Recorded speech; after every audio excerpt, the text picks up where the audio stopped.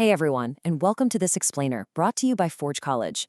Today, we're jumping straight into implementing core front-end components.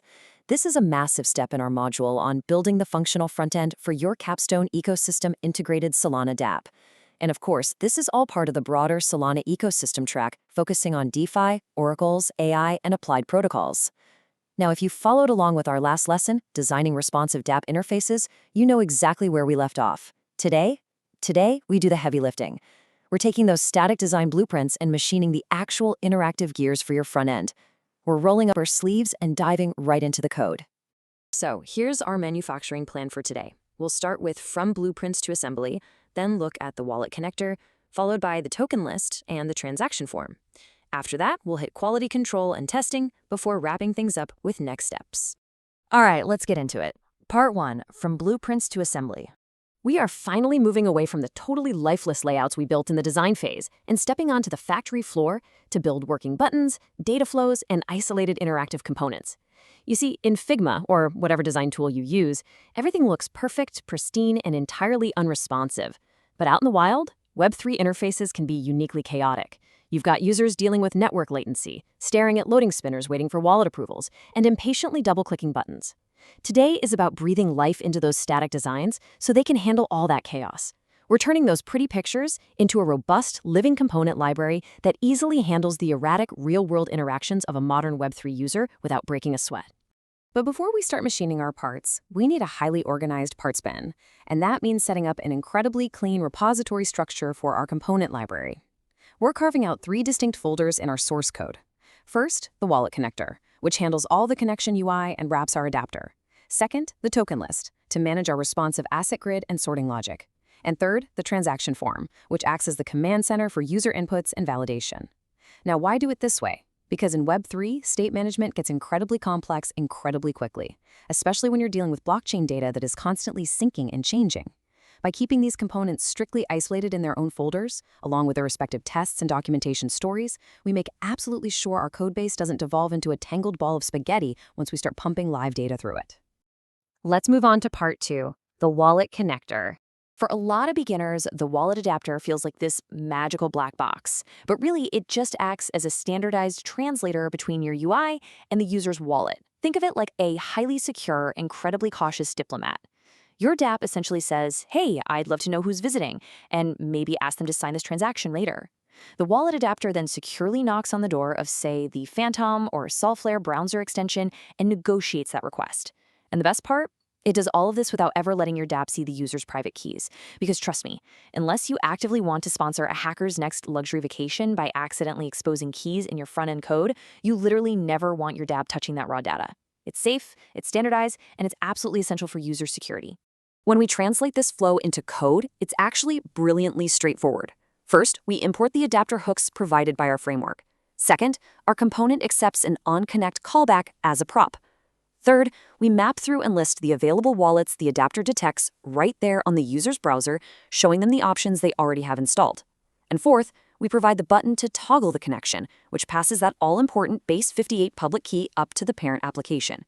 If you're a bit new to this, just think of that base58 public key as their blockchain username. It tells us exactly who they are so we can fetch their data, but it absolutely doesn't give us the password to spend their money. We want to keep this UI component completely stateless when it comes to connection details and just rely on those adapter hooks to pass the selected public key back up the chain. Okay, part 3, the TokenList. This component has a lot of personality because it basically acts as your dashboard's inventory. We need a responsive card-based layout here.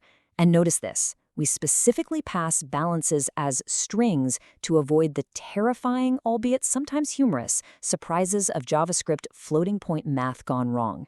Seriously, if you've ever asked JavaScript to add 0.1 and 0.2 and gotten back 0.30000000000004, yeah, you know exactly why you don't want JavaScript doing that with someone's actual Solana balance.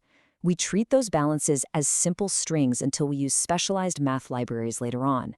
Beyond that quirk, this component needs to flex elegantly from a grid on desktop to a stacked list on mobile. It also has to be fully accessible with keyboard navigation and ARIA tags, which are those special labels that help screen readers describe the page to visually impaired users. And finally, it needs to handle empty states gracefully. It definitely shouldn't break or look like a glitchy mess just because a user connects a brand new, completely empty wallet. Moving right along to part 4, the transaction form. This is the steering wheel for our users. It's where they actually tell our dApp what they want to do.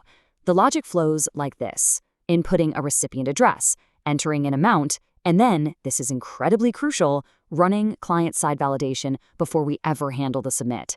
This brilliantly illustrates why we need to catch errors early. For those new to the jargon, an RPC node is basically the loudspeaker that yells your transaction out to the rest of the Solana blockchain. So think about it. Why send a request all the way to a Solana RPC node just to be told that the recipient address the user typed is missing 3 characters?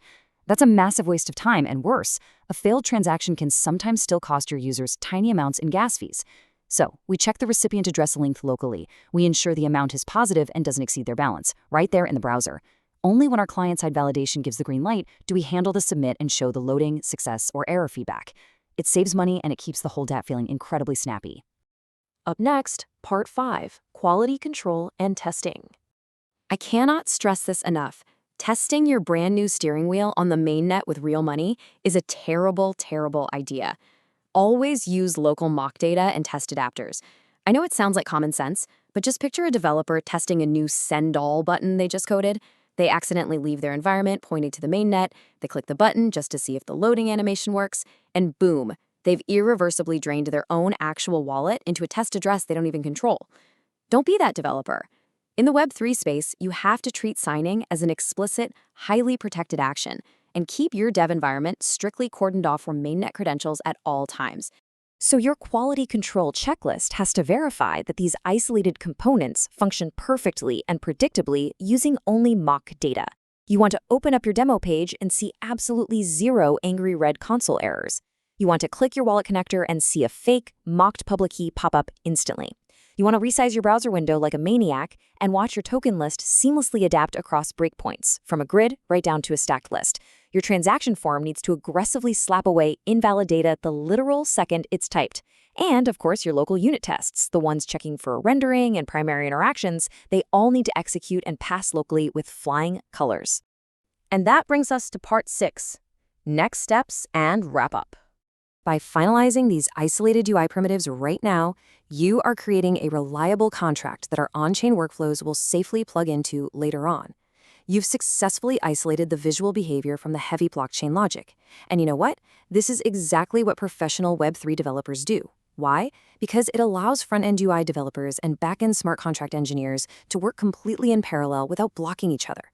They don't build the engine and the chassis at the exact same time in the same file. They build predictable, testable, beautiful components first, knowing exactly how they're going to fit together later. So make sure you commit this library, your tests, and your demo page to your Capstone repository. We've basically built a beautiful, high-performance sports car today. But right now, it doesn't have any gas. So, how exactly will you wire these isolated front-end parts into live, breathing RPC interactions in the next lesson? To find out and to dive deeper into this subject and literally everything Web3, make sure you visit forge.college. Forge College made this explainer just for you. Thanks so much for learning with me today, and I'll see you in the next one where we finally turn the key and start this engine.